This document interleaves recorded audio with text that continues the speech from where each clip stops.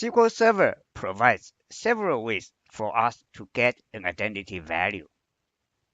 We can use the identCurrent SQL function to get the last identity value of a table.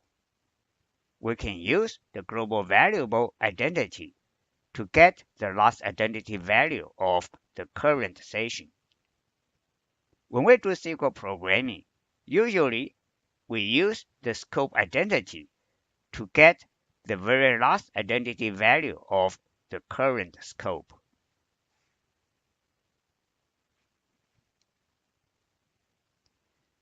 When we use the identCurrent SQL function, keep this in mind. There may be several concurrent operations creating a new identity value. Therefore, what we get may not actually be the very last identity value.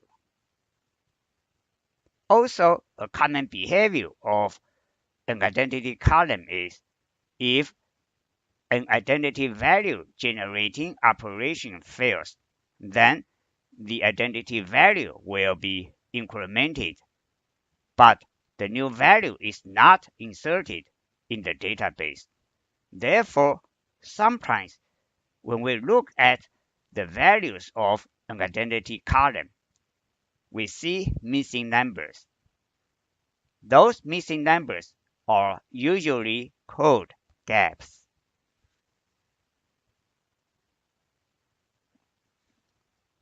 Here is an example of how to use the identCurrent SQL function to get the current identity value of a SQL table.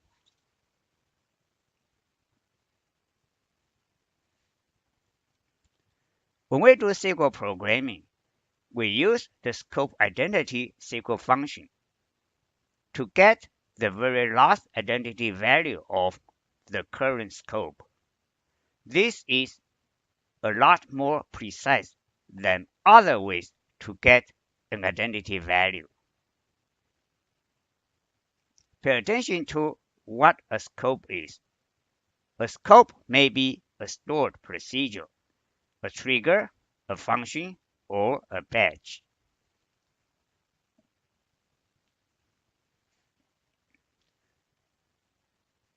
This is an example of how to get the very last identity value using the scope identity function.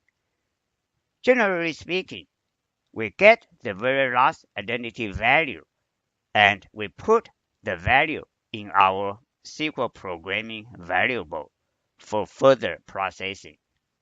This concludes our brief discussion.